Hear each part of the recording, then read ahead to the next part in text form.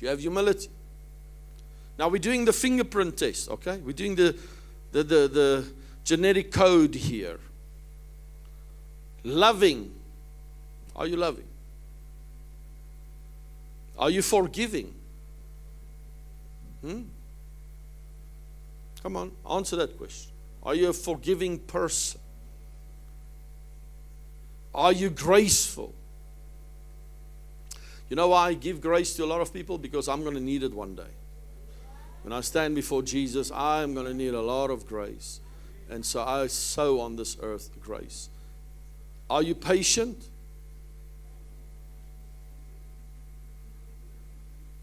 Are you submissive? Come on, we're doing the test here. Are you obedient? Are you a worshiper? Are you a servant leader? Are you a son?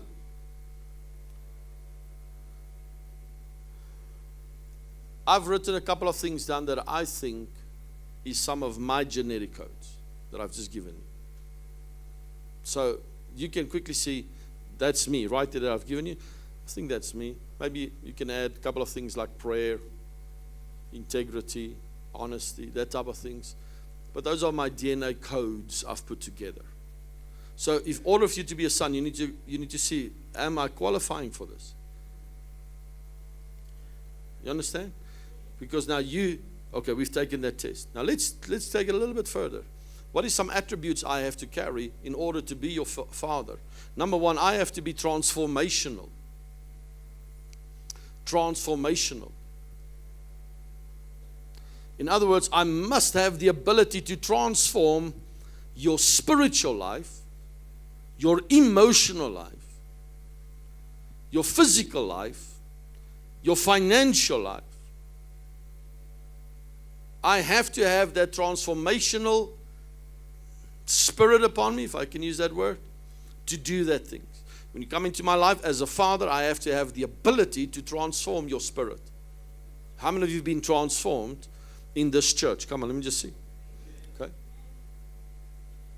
Then I have to have the ability to transform your finances. I have to have the ability to transform your physical life. Pray for you when you sin.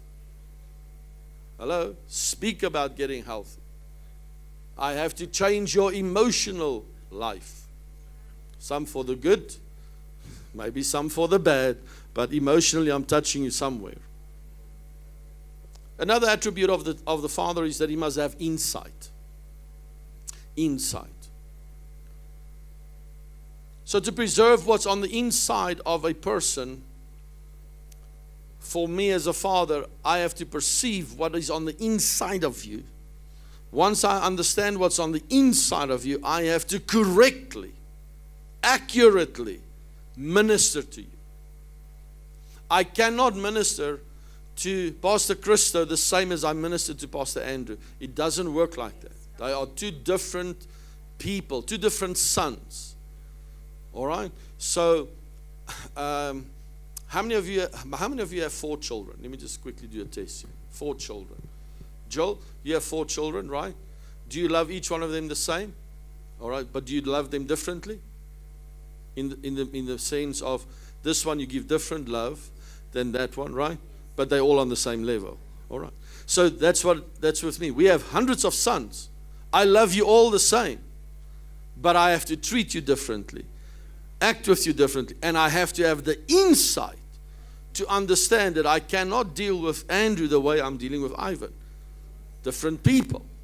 Because if I'm going to treat him the way I treat Pastor Ivan, I'm going to have a different result.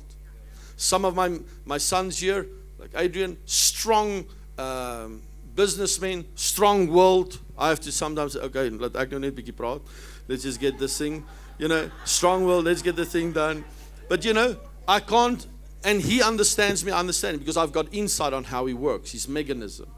But I can't treat David like I treat Adrian. It's not going to work. I can't treat Martin like I treat, because he's a different DNA. And that's what a father does. He has insight into his sons and daughters. Number 3, there's a characteristic called excellence. Excellence. Hebrews chapter 7 and verse number 7 speaks about the spirit of excellence. In other words, it means that I have to constantly push you to become better.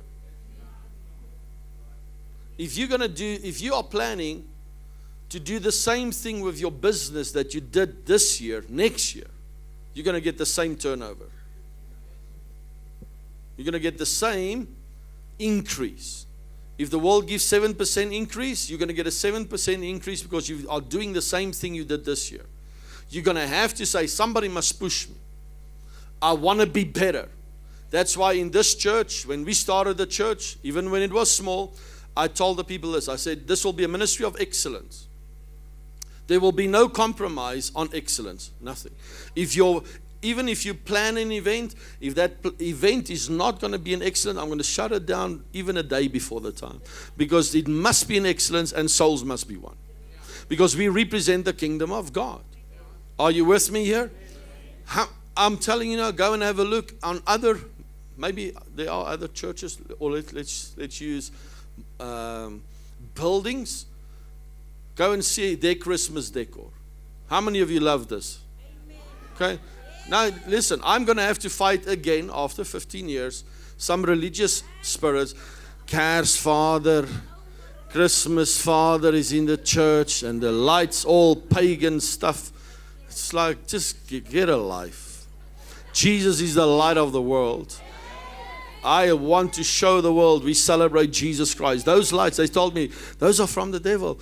I said, that same light there, they bought it in China. That's the same globe you have in your house, in your kitchen.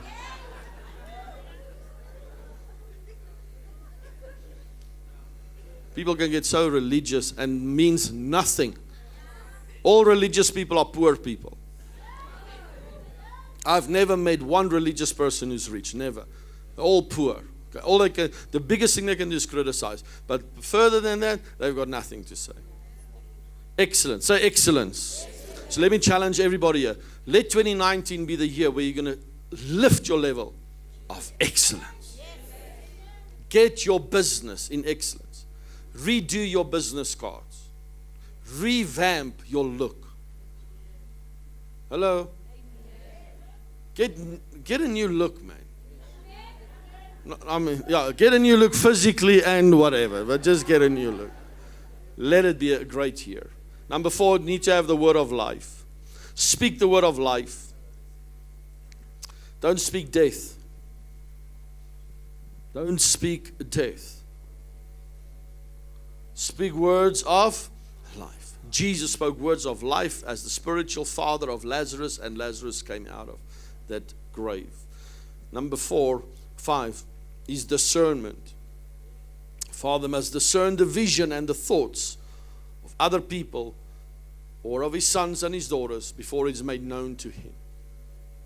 So when somebody comes and says, I need to move to Poor Father, then in my spirit I have to discern, yea or nay.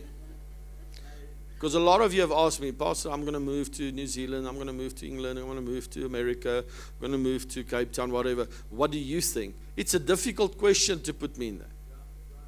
Because if I may give you the wrong advice, then you end up in Cape Town and say, Pastor Nicky told me I must be here, and now it's all wrong. Is that correct? So I have to discern. I have to walk in the spirit of discernment because your future depends upon it. And if I don't feel anything, I'll tell you, I don't feel nothing.